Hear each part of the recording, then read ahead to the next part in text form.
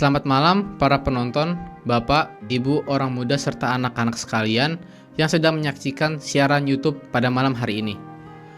Perkenalkan, saya Frater Tegar yang akan kembali menemani Bapak Ibu sekalian pada malam hari ini untuk memberikan renungan singkat sebagai penutup hari para penonton.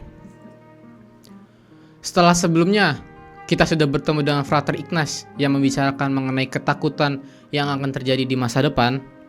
Pada hari ini, saya akan memberikan renungan terkait ia sadar benar akan sumber-sumber dayanya. Sebelum kita masuk ke dalam permenungan, saya ingin memberikan suatu pertanyaan kepada para penonton. Apakah para penonton ini sudah mengenal diri para penonton sendiri itu dengan baik? Para penonton sekalian, pengenalan akan jati diri kita masing-masing itu sangat amat penting di dunia dewasa saat ini. Urgensi dari mengenal diri sendiri itu sangatlah penting karena dengan mengenal diri kita sendiri, kita bisa mengerti mengenai kelemahan dan kelebihan yang kita miliki. Yang kemudian pada akhirnya itu bisa membuat diri kita itu semakin lebih baik karena bisa menghilangkan kelemahan yang kita miliki. Para penonton sekalian, di dunia sekarang ini tuh ada sebuah fenomena di mana kita susah untuk mengenal diri kita sendiri. Hal ini tuh bisa terjadi karena kita sibuk dengan dunia yang terus saja sibuk. Jadi dalam arti itu dunia yang sibuk dengan kita yang sibuk itu membuat kita tidak bisa mengenal diri kita sendiri. Kita kehilangan waktu untuk bisa mengenal diri kita sendiri karena kita terlalu sibuk dengan dunia yang ada sekarang. Muncul suatu ketidakontentikan dalam diri karena kita di dewasa ini tuh seperti menggunakan topeng dalam kehidupan kita sehari-hari. Nah, akhirnya karena muncul topeng-topeng inilah yang membuat fenomena kesusahan yang untuk mengenal diri sendiri ini muncul. Mungkin dengan orang A atau kelompok A kita akan menggunakan topeng yang A, atau dengan orang B atau kelompok B kita akan menggunakan topeng B. Nah, dengan mengenal diri kita sendiri secara lebih baik, selain melepas topeng yang kita gunakan, juga akhirnya akan muncul sebuah pribadi yang autentik dalam diri karena kita telah mengenal diri kita masing-masing itu secara baik gitu. Salah satu cara yang bisa saya berikan untuk menghilangkan sifat ketidakontentikan ini adalah dengan keheningan. Dengan memiliki keheningan, kita akhirnya itu bisa mengenal diri kita sendiri. Kita menarik diri dari dunia itu sejenak saja, masuk ke dalam keheningan, sehingga kita bisa menemukan segala hal yang terkait dalam diri kita itu di dalam relung-relung hati kita. Biarkan hati berbicara tentang diri kita kepada diri kita.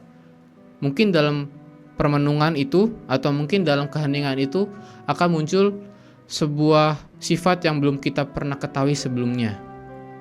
Sehingga pada akhirnya pun kita setelah menarik diri dan memberikan keheningan tempat kepada diri kita sendiri, itu akhirnya bisa mengenal siapa diri kita itu yang sebenarnya.